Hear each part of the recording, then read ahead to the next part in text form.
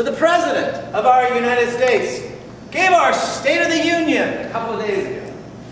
And I watched it. I watched it in bed with my 7-year-old son. I said, you can stay up tonight till 9 o'clock. You can watch Mr. Obama. And my son was quite excited because he loves Obama. And there he was speaking, and I was very proud of him. This historic occasion of the State of the Union.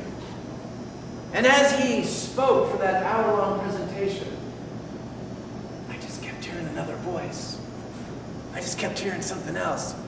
I kept knowing that there was some kids in a tree in West Virginia freezing their butts off to stop the blasting of mountaintop removal. And I tried to forget about it. In fact, I couldn't forget about it. I just kept thinking about these kids in this tree, and I kept looking at my son, and then the president was going on, and I was rooting for him, and he was making some really good points, and he talked about how we had to move forward, clean energy, and all that we could do, and clean coal, and I said, do you know, Mr. President? And I told my son, Diego, I said, Diego, I'm posso credere. My son's Italian. He just said clean coal again. And my son's 7 years old, and he said, Dad, coal sucks. It's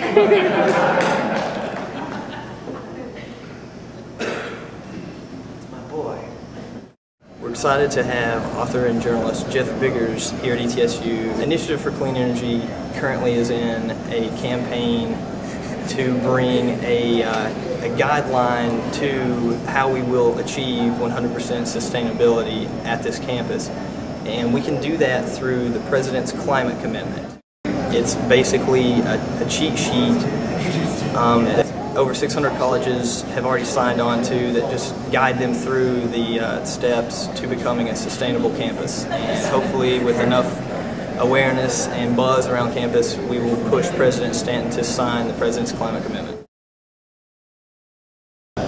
We need to have a commitment. Somehow, some way, we can have a future without coal. We're not going to end coal tomorrow. 45% of our electricity comes from coal-fired plants.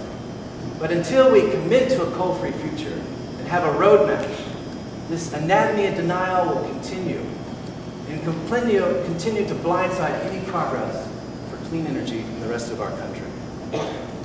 And that's where Appalachia not only has to play a role, but must play a role to move us forward